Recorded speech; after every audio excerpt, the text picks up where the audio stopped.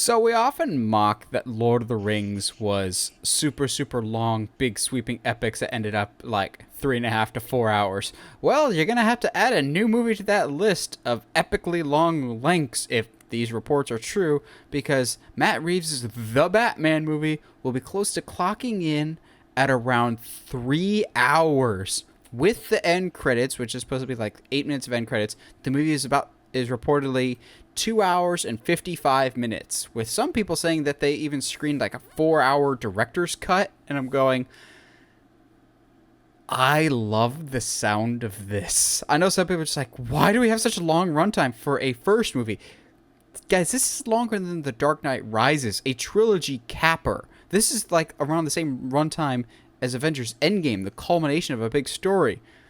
Here's why I'm on board with it. One, I don't actually mind long movies. Like, I love Endgame. I love all the Lord of the Rings.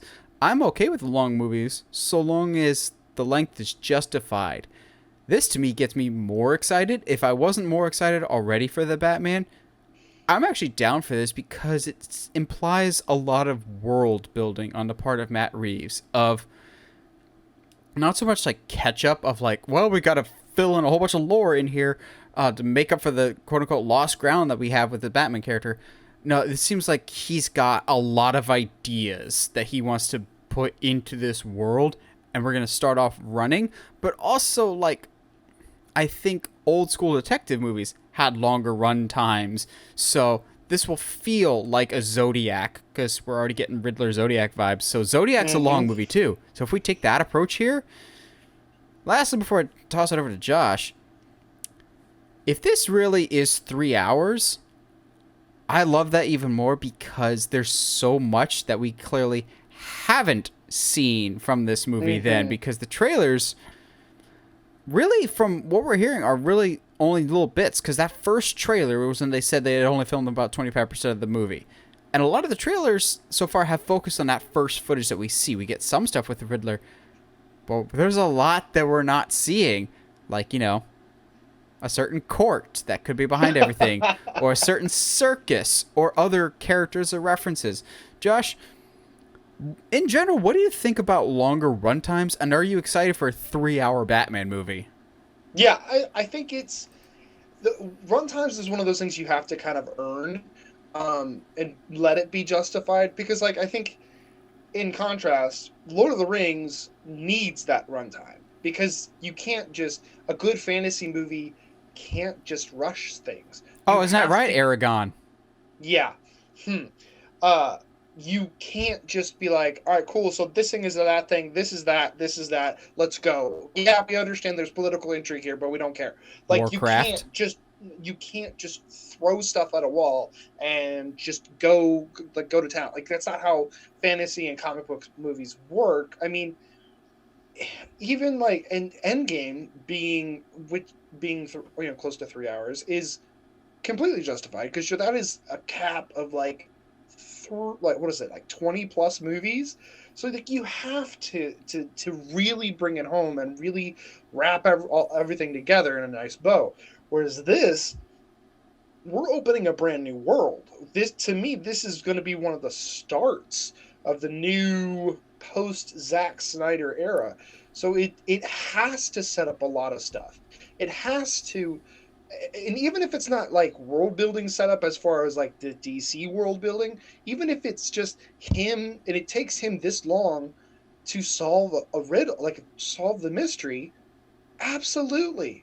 Like I'm okay with it, with Batman not solving the puzzle in 30 minutes or less. Like that's, I'm down with that. And I think if anything, like you said, having those two trailers show not a lot of footage. I mean, I think altogether, I think we have maybe 4 minutes, 4 or 5 minutes of footage total.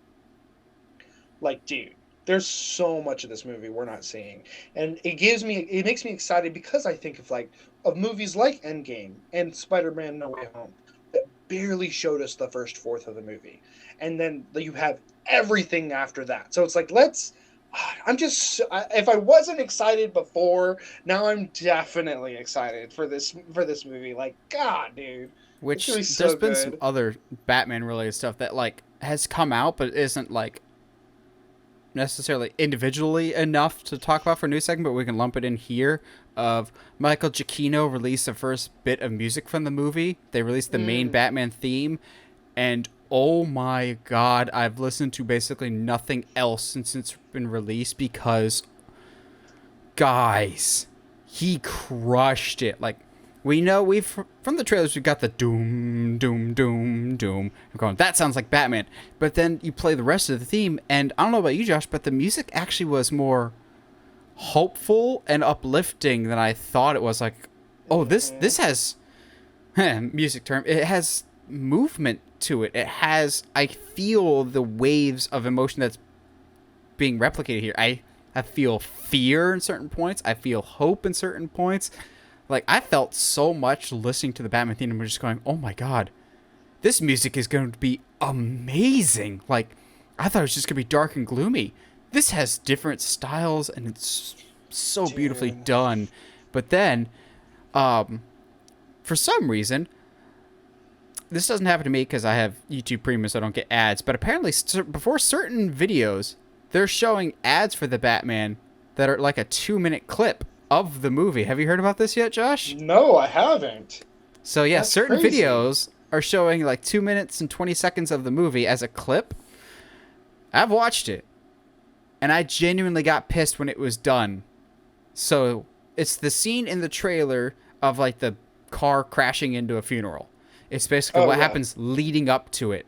And Robert Pattinson's Batman doesn't say a word this entire time, but I'm literally on the edge of my seat the whole time going, this is tension, this is uncomfortable, and I love it. It's just tense and awkward, and I needed more of it. I was going, it's hard to describe, but I need it. I really, really need it. So honestly, we may have to come back to our best movie marketing campaigns when this movie's done, because so far, the Batman has not missed at all with the marketing, and the 3-hour runtime actually makes me more excited than less excited, because so long as the runtime is justified, perfectly fine. Like Endgame, long runtime, but I don't think there's a whole lot of scenes that I would cut out of Endgame. Spider-Man No Way Home, that's a long movie. I really can't think of any scenes that I would cut out of it, because I've seen it so many times I know when to go to the bathroom, but after the certain point, you cannot leave. Once they go to Happy's apartment, you cannot leave the movie from then on out, basically. Yeah, basically. And see, like, that's the thing. I think a lot of people who are complaining will be like, oh, DC needs 3 hours to tell their story. Can you not hold your pee? I don't think people realize how long movies actually are.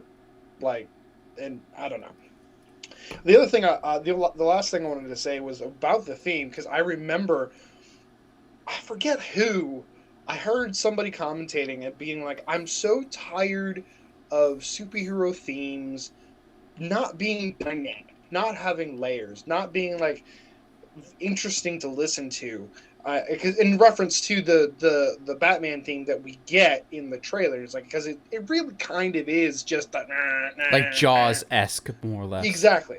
But then, dude, they released the full thing, and it is dynamic. It is, like you said, it's got movement to it. There's emotional layers you can feel through it. I'm excited about this movie.